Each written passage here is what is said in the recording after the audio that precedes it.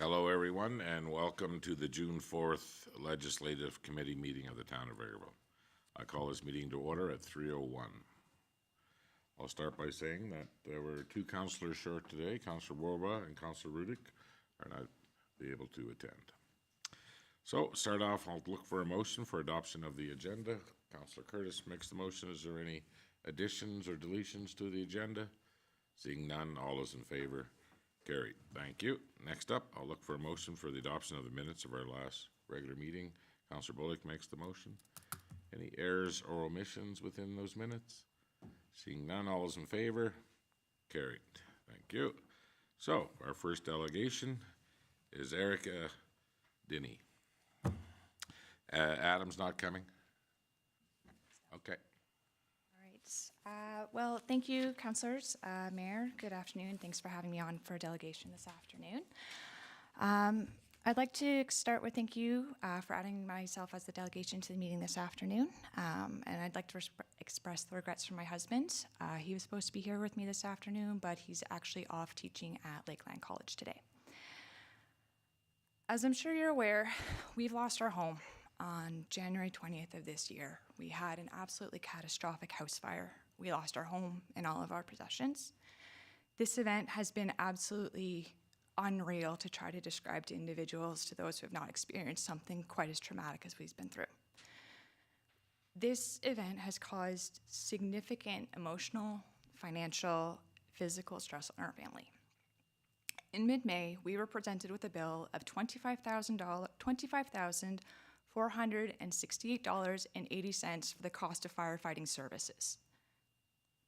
To say that we were shocked is an absolute understatement. Like many homeowners in this town, we were under the impression that our property taxes covered this cost. In conversation with the town CAO, we learned that taxes only cover the cost of maintaining the fire hall and equipment and not the provision of services. We had no idea this was coming. We contacted our insurance company to determine why our insurance is not covering this. They only covered $1,500 of this cost. We were informed that this is the limit that they provide as part of the insurance packages that we have and that were available to us from our postal code. We do not have the option of purchasing a rider to cover this cost. They will not be able to provide a rider to us as well for future costs. Again, we had no idea our insurance would not cover this. We had no idea we would be facing a bill. We do understand that firefighting is expensive. We know maintaining the trucks, the training, everything like that is extremely expensive, and we were unable to prepare ourselves for this cost. Had we known we could have been liable for this, we would have prepared ourselves. I would have called my insurance company, I would have double-checked my policy, I would have purchased riders, and I actually would have even just flat out changed insurance companies because that wouldn't have been provided to us through this company, which is one of the big 5 insurance companies. We have a documented history of over-insuring our contents and ourselves. I can provide my past policies. If a rider is offered to us through the purchase process, we get it. I had ice damming, I had sewer backup, even though we installed backflow preventers. We had credit protection. We had all these extra ones that they add on to you, and the thought of insurance, we're gonna get it. I hope we never need it, but I'd rather have it than wish than I did. If we had known we could have been liable, I would have changed 100%, and I would not be here today. In conversations with town employees as well, we have been told that since the full throttle fire in 2022, there's been the direction to charge when insurance does not cover the full cost of firefighting services. It is our understanding from these conversations as well that we are the first residential property owners to be charged. We understand that that is written into the bylaw, and we do understand that there's a cost of recovery for these services. However, I really want to stress is that if I had known, one, that this was in place, two, the direction was to start going after cost, I would have been prepared for this, and I wouldn't be asking council today to forgive the bill during this incredible stressful time.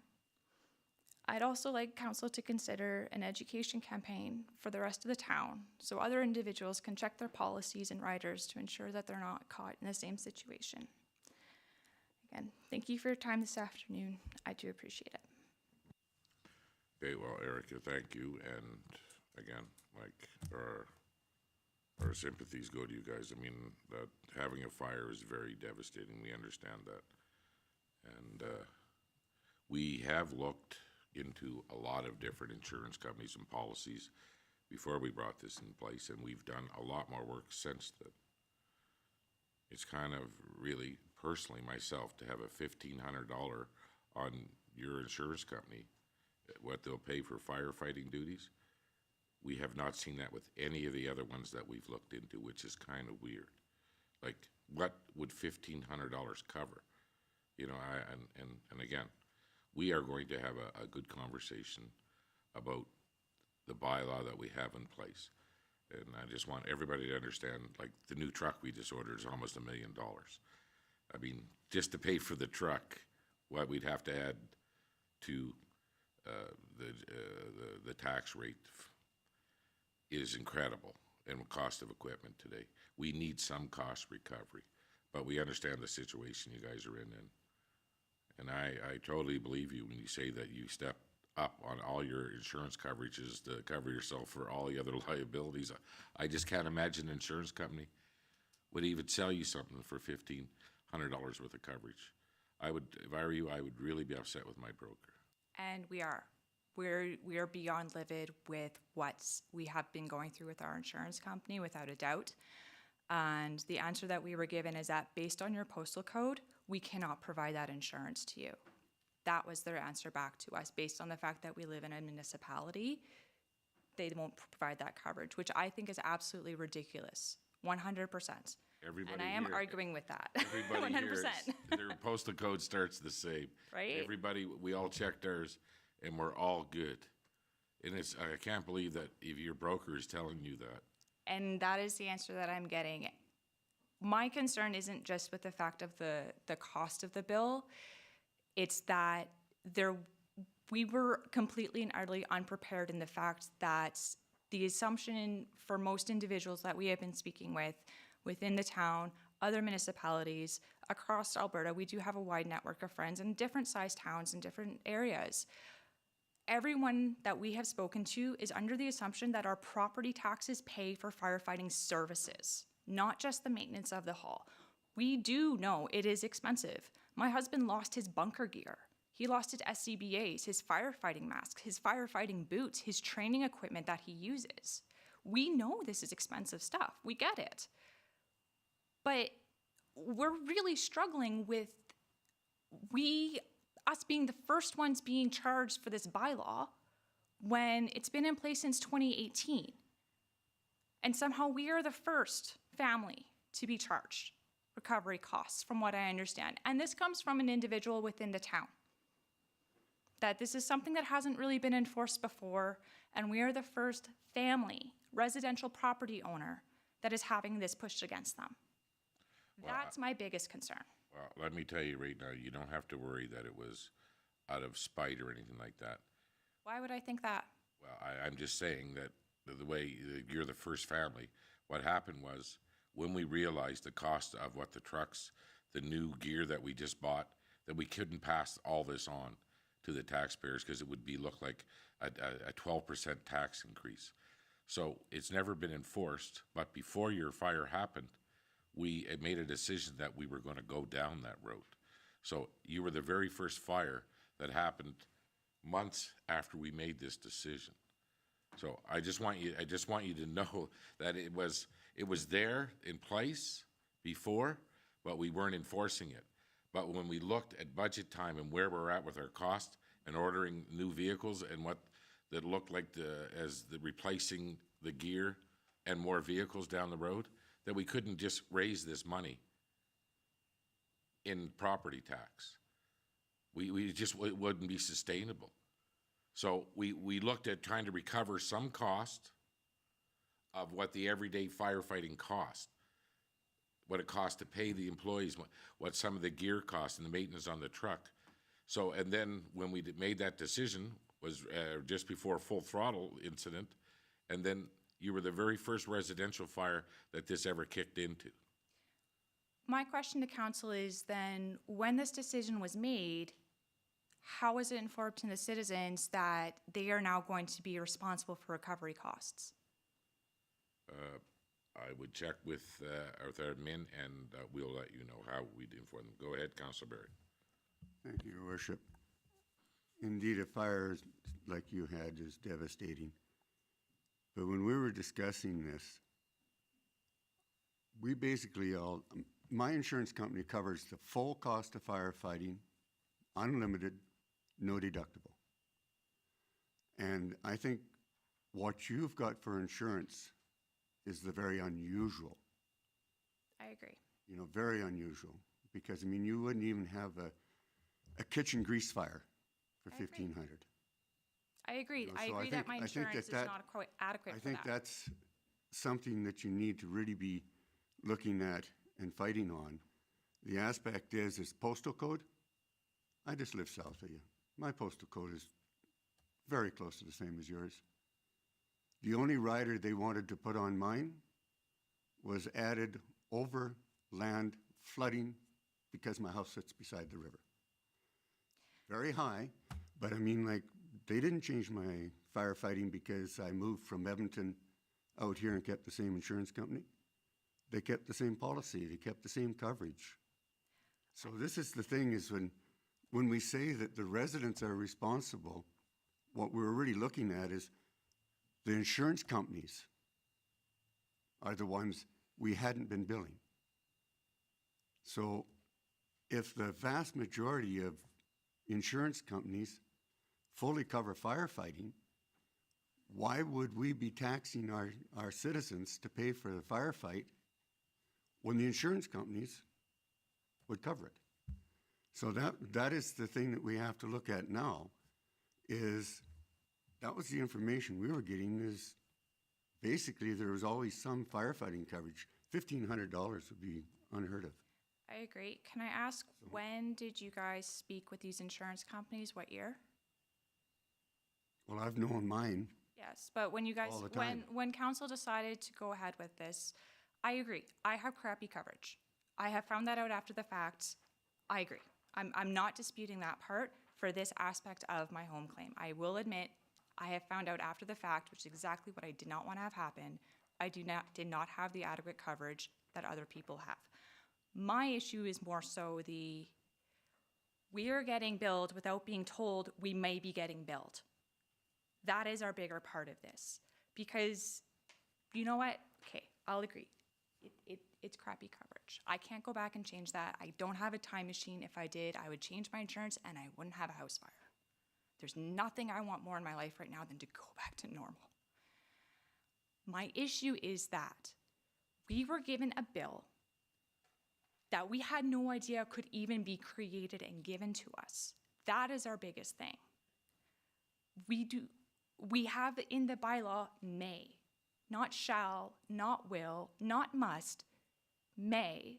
And as Mayor McPhee said, you guys made the decision to do this enforcement. At what point did you inform the town that this enforcement was going to be going ahead? Well, and that, I will get that answer for you, Eric. Okay. But what we actually lacked in the discussion and in our policy moving forward were special circumstances. And we never filled in those gaps. We just never thought that anybody would have a coverage that didn't cover it. So we're going to have a discussion about this, Erica. That is what I am asking for. Yeah. I'm asking for the conversation to happen. I am asking for forgiveness of the bill, and I am asking that if, like you said, you're going to look into what the education campaign may have been, the informing process may have been, I'm asking that possibly maybe a second one be done so that other individuals aren't caught up in this same type of mess. And I appreciate you saying that, because even though this has been available something for a long time, and we looked at how we're going to keep our fire service at the level we want to keep it at, and recapturing some of the smaller cost of fighting fires where it was already there was what our intent was. But we fell short in our policy-making decisions where we never thought about special circumstances. That And again, gives me some peace to that as well. Thank you. and so we've had our staff research other municipalities and how they operate and how they bill. And we're gonna have that discussion and within hours of this meeting being over. And we're gonna find out what other best practices we see out there. And we're gonna probably bring something into that bylaw regarding special circumstances. I mean, I don't, again, it's, you probably, you didn't ever think about what your insurance would pay, again, and we respect that. So as moving forward, we are going to take a look at it, and we will have a better education plan that if there's any other residents in town that are caught in a situation where you were, with your insurance being, I would say, unlawful, really. I don't even understand how somebody could sell you that policy, Erica, to tell you the truth. And, I understand either. yeah, but that's not here nor there. So we are gonna take a look at this, and we're gonna see what we can do. But, and just as long as everybody understands, our policy will be to be billing insurance companies for firefighting as we move forward. But again, there's always gonna be some special circumstances that we need to have policy on that as well. Okay, thank you. Thank you for your presentation. Any other questions of Erica?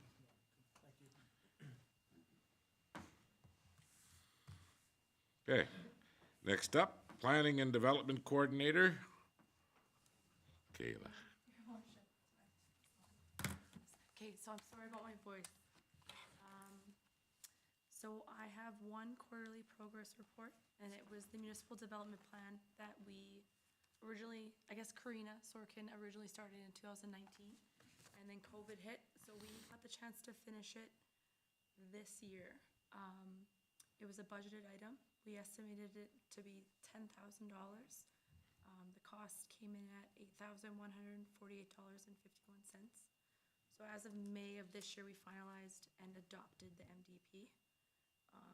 The future step is, I guess, partnering with the county and updating our intermunicipal development plan. And I'd like to try to look in that starting next year kind of thing with Davin over at the county. It's been a number of years since that's been updated, so it's definitely time that we start doing that one. So is our joint agreement, is it expired? No, no, because they say every 5 years. It's like, it's that time, like we need to start doing it. Okay. So I'm going to look into the ACP grant, under the IC stream, just to see like what's available for us to do that with the county. So that is, but our MDP is done, and that was also like, it was a long time since we kind of took a look at that. So I'm glad that that's done, because that was quite the process. And this is your first time working with Peter the planner? Yes, and I enjoy him. Yeah, he's a different individual, but he definitely- knows what he's doing. He definitely knows, and any question I had, he was awesome with like answering anything, so it was good. Any questions on that, folks, on that? No? Yeah, I was gonna give you guys an update on just like what's been going on in IP&D. So as of May 31st, we issued 33 development permits, and our building permit values are sitting at $744,446 for 2023. We're down quite a bit from last year, but with all the stuff that's going on in town, it's kind of still quiet. Like, I honestly am hopeful that I think it's gonna be a busier year than it already has been. We've approved 2 commercial subdivisions, so Prosperity Park and then the Vegreville Garden Inn. Active business licenses, we have 260 retail business licenses, 60 home occupation minors, 30 home occupation majors, 9 seasonal business licenses, and 62 non-residential business licenses. Another thing we have done is we issued 1 stop order on a resident in town who we issued a development and building permit for a garage, and he went above and beyond and just was building a monstrous unit. So we got him the stop order to bring it back to what we originally approved, and he's in the process right now of removing the unpermitted structure. Our department's been making like unofficial notes and changes to our land use bylaw. I think that's something that we need to do in the future. There's just, everything's changing, definitions change, life changes. So that's something that I have hopes of wanting to start to review and update like this fall, is starting that process, because that hasn't been updated since 2019. So it's been quite a few years, and that will be probably a year process of doing that as well. So that's that. And then just the force main replacement. Everything so far is on schedule with the force main. I might be out of line a little bit. I was just going off my notes. So I guess this next one is just the comparison of the building permits for the past 3 years. So you can see the totals of where we're at to date kind of thing.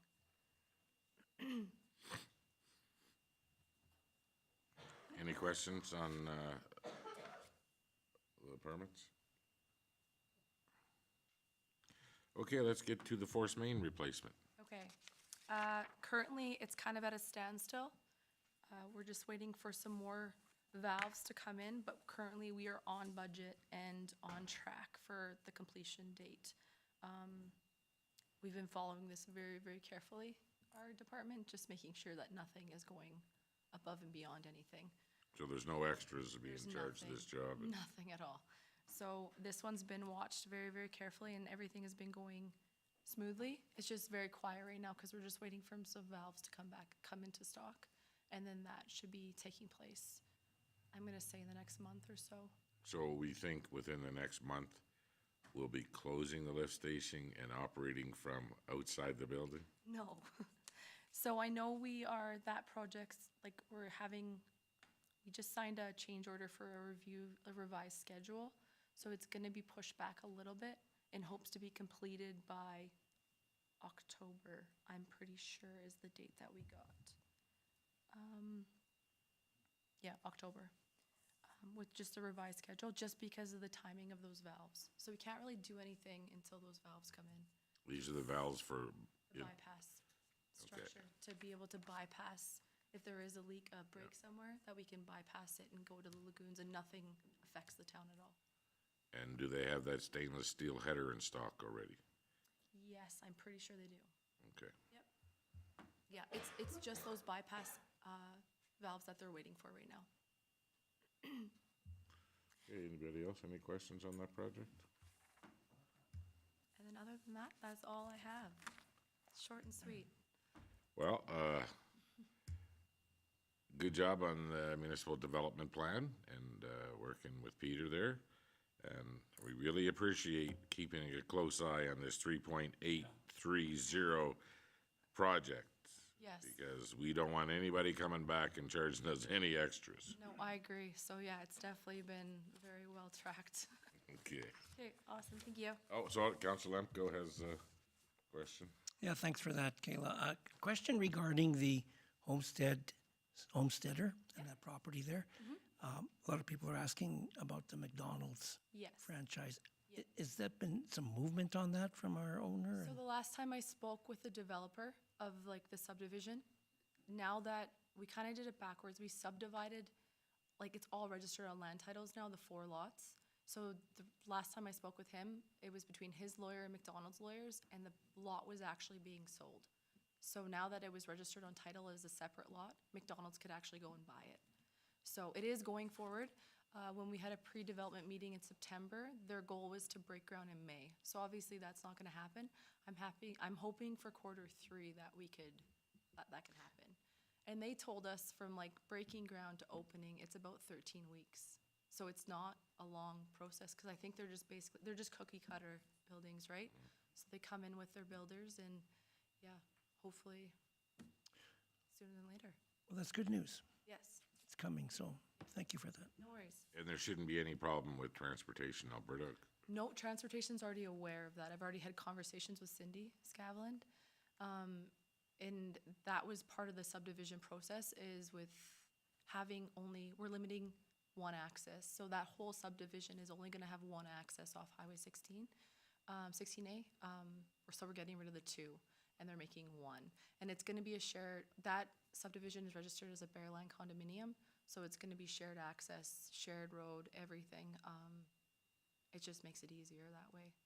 And they're responsible for the roads in there and maintaining all of that as well. So they'll be hooking into our services right at the 16A. Yeah. So they're on this Bearland condo, the collection of surface water is all up to them, and then it'll go into our storm. Yeah, and what happens is they have an engineer hired, so the developer has an engineer hired that will send us the plans, like the stormwater management plan. Right now, there's talk about hooking up into sewer along 60th as well, on the Oh, yeah. south side of the lot there. So once we get his plans from their engineers, we then send it to our engineers, and they let us know yay or nay kind of thing. We have a pre-issued plan that I've already sent off to our engineers, and we've gotten reviews back, and I've forwarded that off to the developer just to inquire with their engineers. I think it's been a slow process, but every time I talk to the developer, his engineer, I think they're very they're moving a lot slower than he would like them to move. So, yeah. Okay, well, thank you very much for the, No worries. Thank you. thank you. Next up, we have, oh, you're acting as Director Lefebvre today? No. Oh, no, you can do this one. I can leave. No, you can do this one. Oh, I can do this one? No, I think that's a standard thing. I'll take this, your work. Okay, thank you, kid. Okay, the next item is a letter from the principal at St. Martin's Catholic School. It says, "Dear Town of Vegreville, I am writing a request for permission letter with the concern of having a new designated handicap loading zone at the front of St. Martin's Catholic School on 54th A Avenue. Our school has a person with disabilities in that it's limited mobility and requires a closer entrance to the school door.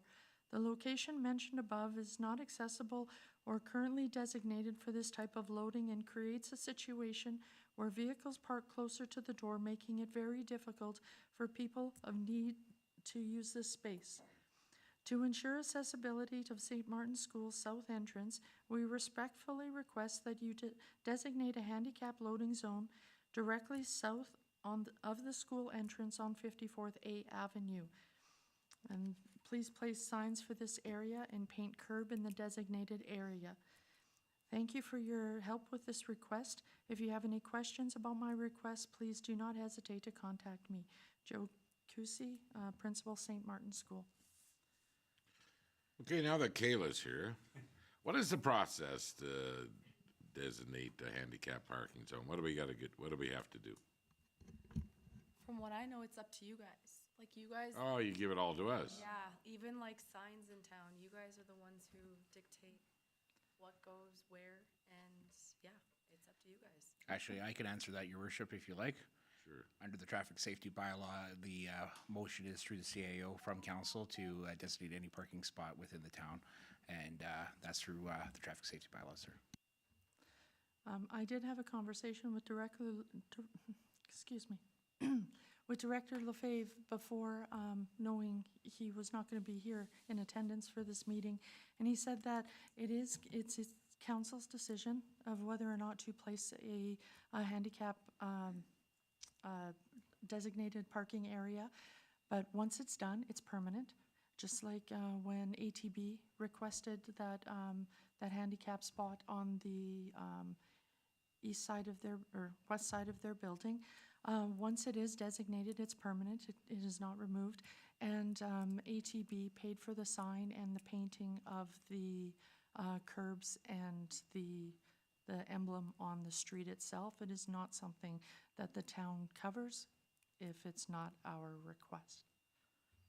Okay, and there's only so many allowed, so many distance apart or whatever too. I remember that, having that conversation. Yeah, It I can't think be like, Yeah.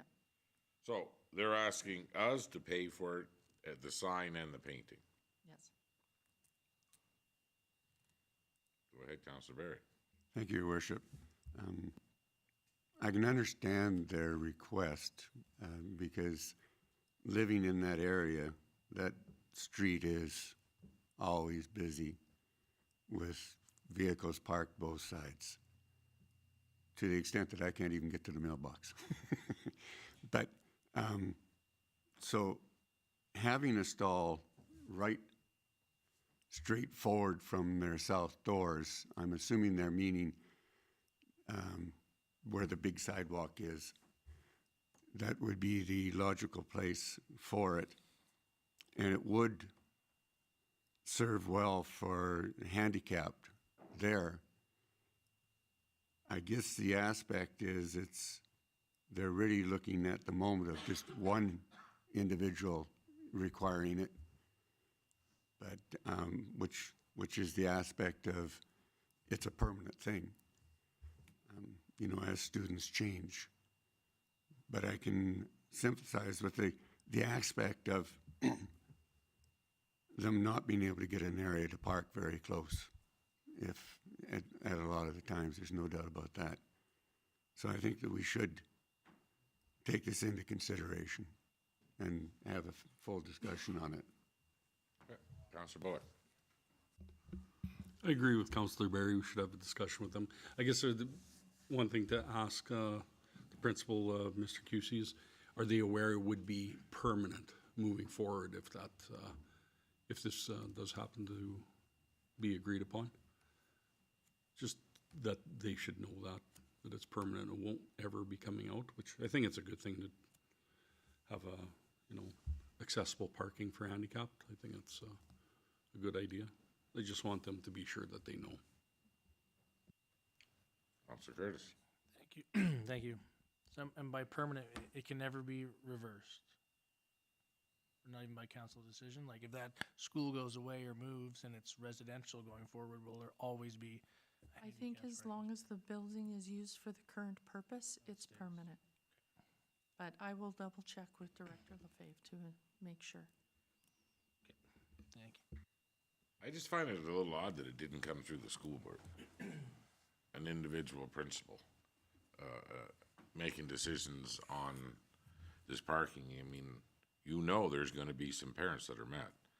They get pretty upset if you take more than 3 seconds in the south side of that school letting your child out, and they're lined up to get into that spot.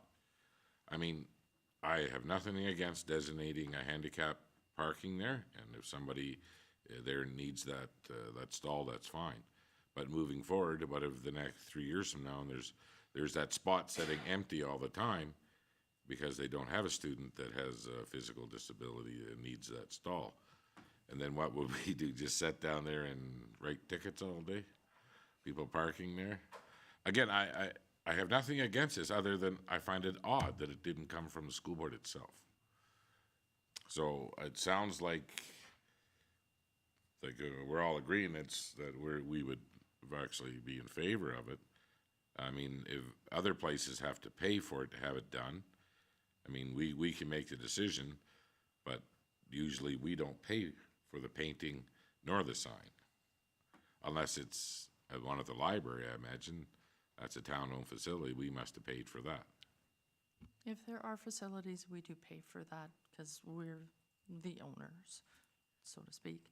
I can reach out to Principal Cusey and have a conversation with him regarding the permanency of that spot and if that's where they want if that is exactly where they want it, because my kids used to that was the bus lane at one point in time too, so. And again, so if you're gonna reach out to them, and then we'll bring it back to council for a decision, we would like to have the consensus of the school board that they agree with this, and the fact that there would be some cost to go along with this.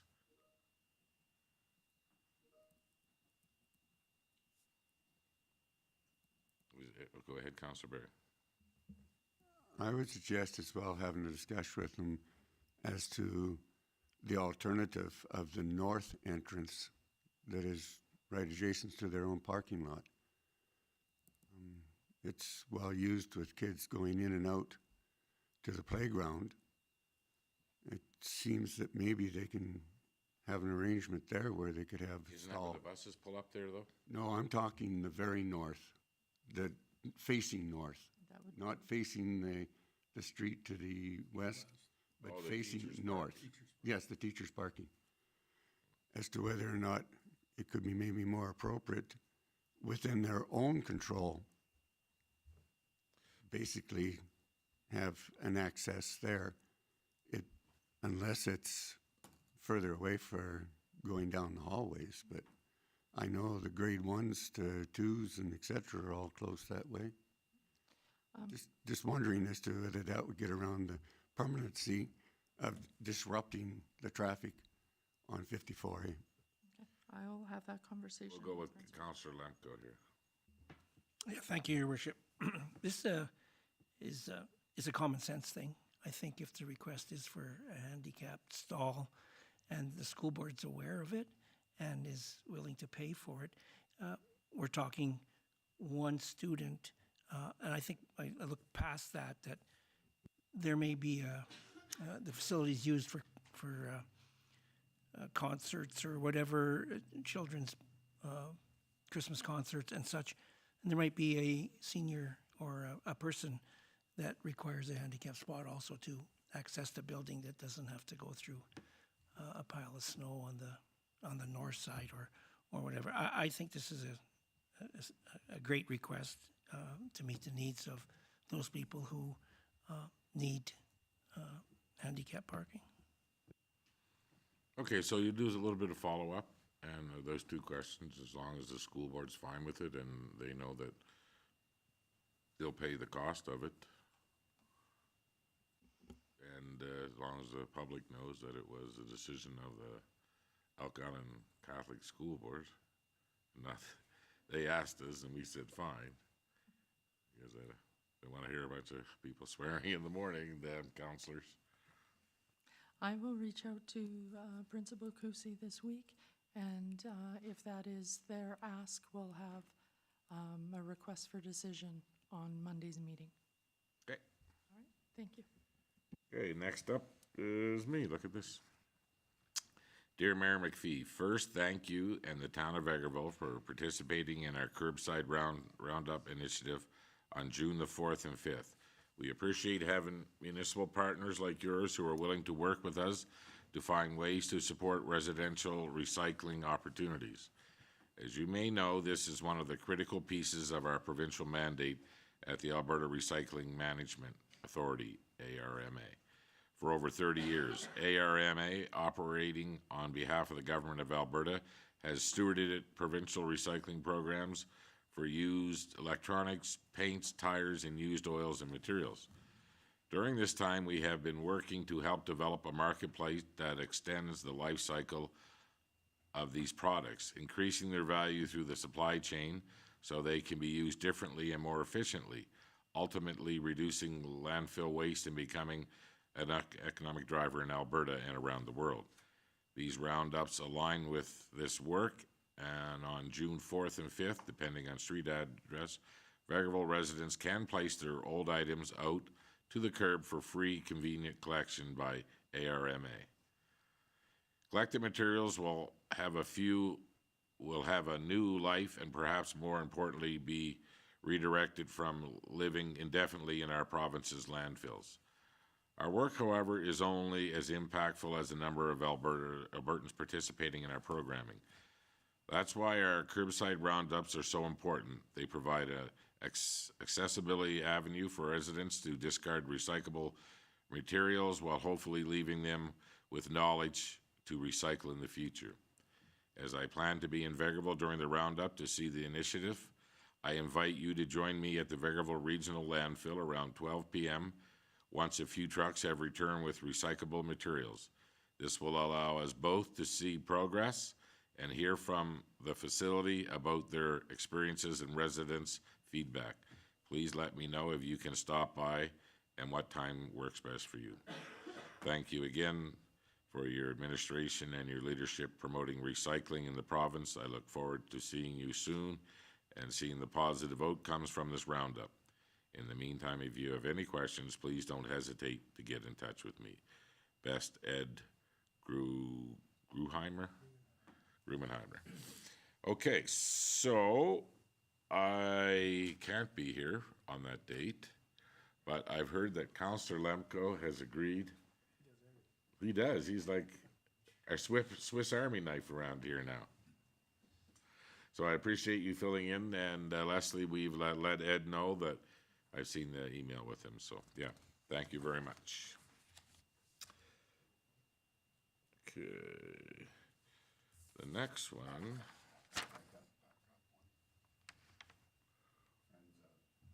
Oh, I missed the Friends of the School Board.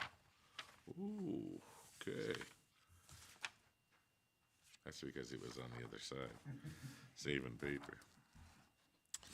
Okay, dear Sandra Ling, Mayor McPhee, and Town Council members. Regarding A.L. Horton Elementary School program replacement, thank you for the offer to make donations in kind to A.L. Horton School.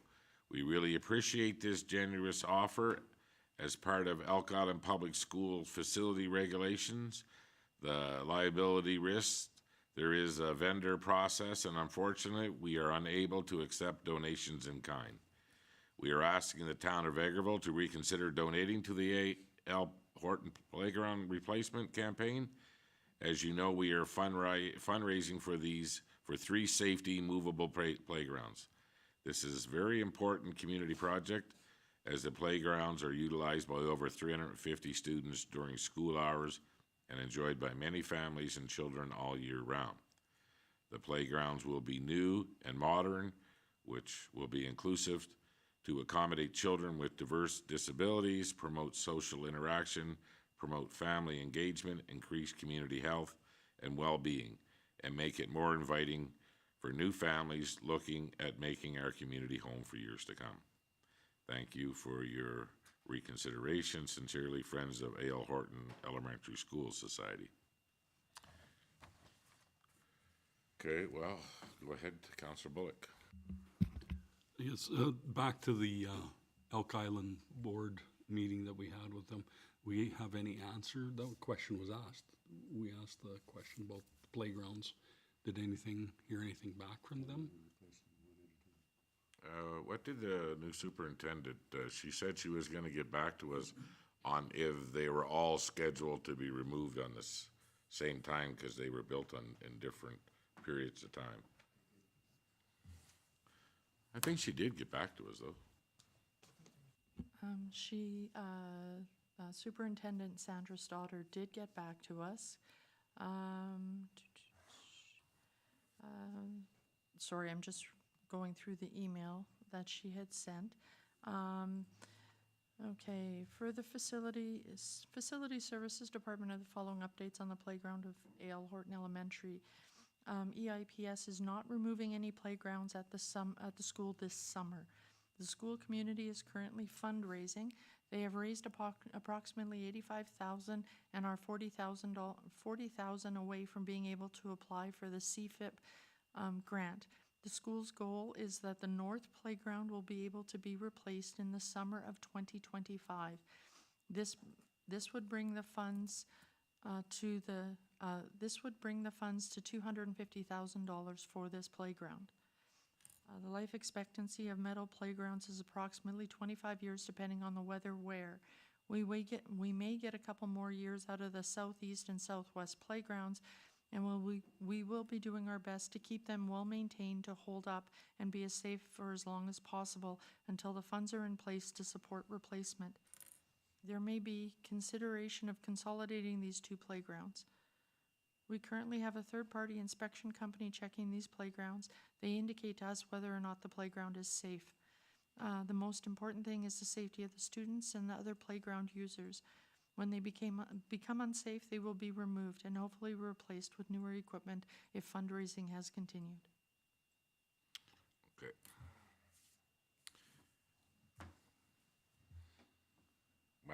Go ahead, Councillor Curtis. Thank you. It's really, there's no answer yet until they get the answer from their inspections group. But from what I've heard too, is that the group has raised enough funds to replace the first playground, which is good to hear. So that's good. I still don't feel like we can do anything other than the offered in-kind work that we did before.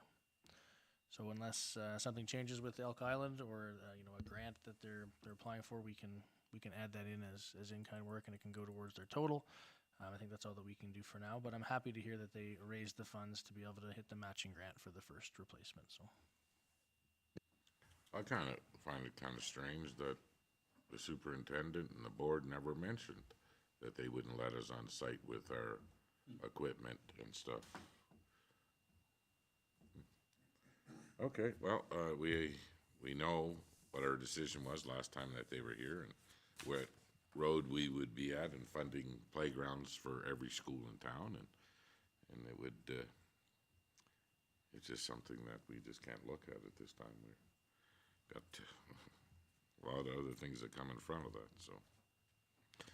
Okay, well, we'll receive and file that at Monday's meeting. Next up is the Vegreville Chamber of Commerce. Dear Mayor McPhee and Town Council, regarding letter of support, the Vegreville District Chamber of Commerce will be celebrating the 50th anniversary of the Pysanka on July 26, 2025. Our hope is to gather and collaborate with several different organizations to mark this milestone. The event is expected to bring thousands of people from near and far. Although we are in the initial planning stage at this point, the anniversary celebration will take place at the Vegreville Elks Kinsman Park, home of the Pysanka. This event will entail an outdoor pancake breakfast followed by local entertainment, family activities, and a reconciliation ceremony. This is just to mention a few. At this time, we are reaching out to advise community partners and supporters such as the town of Vegreville to support this event. The Vegreville District Chamber of Commerce will be requesting monetary donations as well as in-kind support as the planning continues. We just wanted to keep you informed. Thank you for reviewing our request. Should you have any questions, please call the Chamber of Commerce office. Sincerely, Roxanne Tanis, General Manager. Okay, well, again, maybe we should reach out as soon as we can and try to find out what in-kind work they'd be looking for so that we can work around schedules of public works and parks on their holiday schedules and stuff to make sure that we'll be able to supply this in-kind type of service they're looking for. Any other questions on that one? Okay. Next up, we have a letter from Branch 39, the Vegreville Legion. Dear Mayor and Council, on behalf of the Royal Canadian Legion Branch number 39 and the Monday Air Cadets, I am requesting a road closure for the ACR ceremonies to be held on June 11th, 2024. The requested closure is from 6 p.m. to 8 p.m. on 57th Avenue between Vegreville Liquor Store and Perry's Pizza. This will allow for the cadets to perform their ceremony and will not interfere with the businesses on that avenue.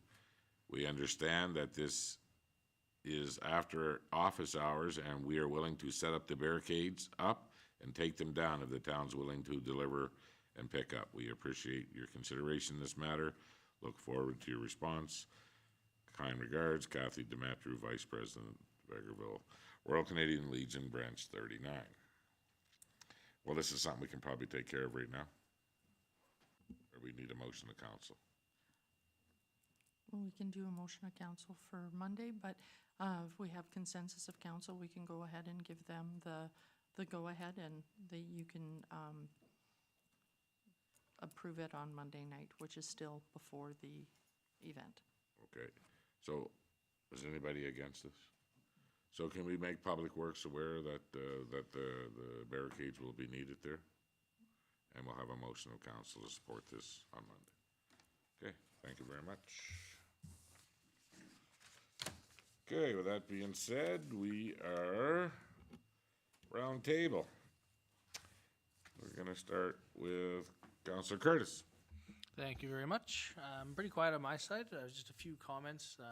People are excited and out at the Egg Park. I think the mini golf now is set up and has a few more features to it. It looks a little more enticing for everybody, and I think that people are enjoying that, as well as everybody's out at the parks, and I know that the ice cream sales as well are going quite well, so I think that we have lots in store for that park this year, and with no road maintenance, we should have a lot more visitors too, so I think it'll go off pretty well. And that's just I was out at the park and I was talking to a few people there, and that's what I heard. Excellent. Councillor Barry. Thank you, Worship. I'll just follow right up on that and say that I've noticed that the paddle boats are in the water, new paddle boats, so I think people will be enjoying those for the summer. And I also noticed that that people are starting to stop at the egg park for sure. Other than that, the only rumor I heard was that council beat the Ag Society in a chicken race.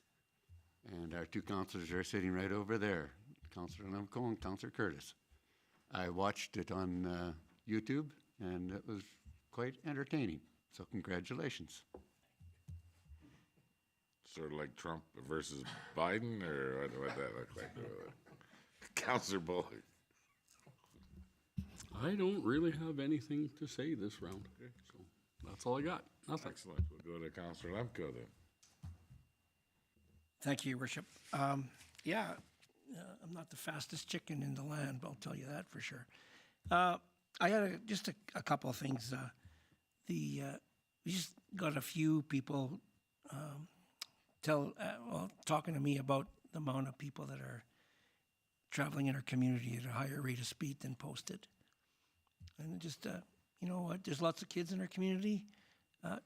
Take your foot off the gas, or if you have a child in your household that is driving erratically around there, maybe caution them about the possibility of having to pay a big fine. And I have one more thing. Tomorrow night is the Legion is hosting a march from the arena to the cenotaph around 5:30, and it's to commemorate 80 years of D-Day, which happened on June 6th, where many of our Canadian soldiers, 14,000 in numbers, where 5,400 of those did not return home, died on the shoal there. So this is a big, come out, support the Legion, and more important, the people that, in remembrance of the people that paid their lives on the soils of France. And that's all I have, your boss. Okay, thank you very much. I've heard a few different things. I just want to remind all residents, res and non-res in town, that the taxes are due at the end of the month, and the town does not accept credit cards for tax payment. So just keep that in mind. We have been advertising this on the radio and the paper, and we've sent it out on the newsletters. So just as long as everybody remembers that. And it's not something new that we just started behind closed doors. This has been a discussion for a few years. So I just want to remind everybody of that. Okay, next up, director highlights. Let's go to no directors. Okay, so are you ready to go? So we got no directors. We're looking for managers now. I have nothing to report. Okay. I can speak to the mini golf. We did get the regionally themed obstacles up. There's still some work to be done at the site, and new boats are indeed in the water.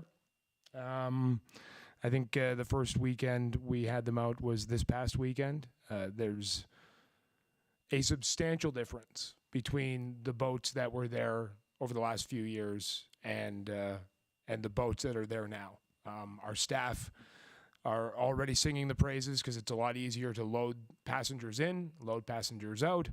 They are much more durable, much more substantial, and I believe it was a wise investment.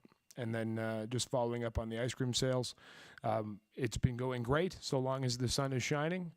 We did the math, and we're at 20 days of rain since we opened 31 days ago or something along those lines. So if we could get some sunshine and some sustained sunshine, it makes it easier to sell ice cream. There's your report, Your Worship. Do you know, did the boats get named? before they were launched? No, they did not get named.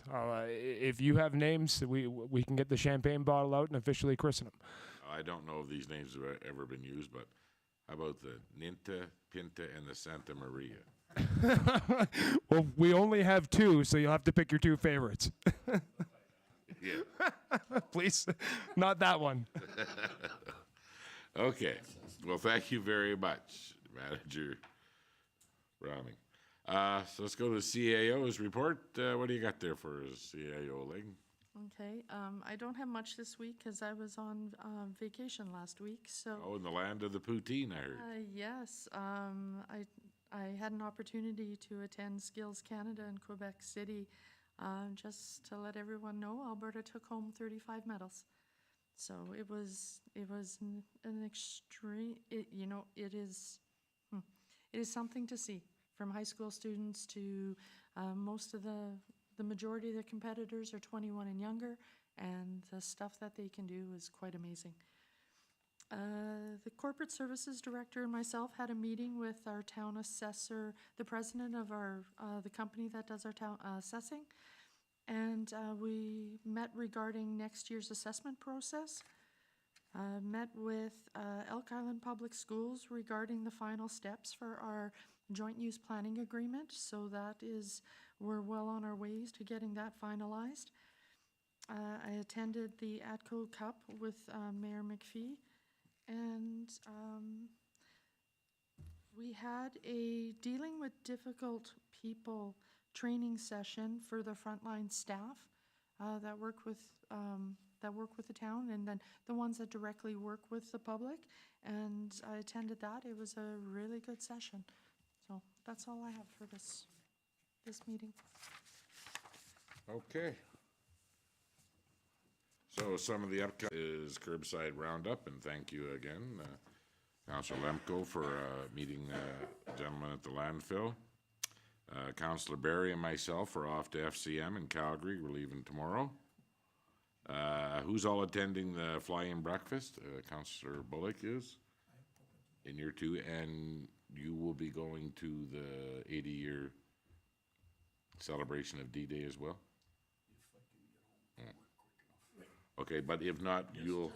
Yeah, I'm prepared Okay. to deliver. Perfect. Thank you very much. Yep.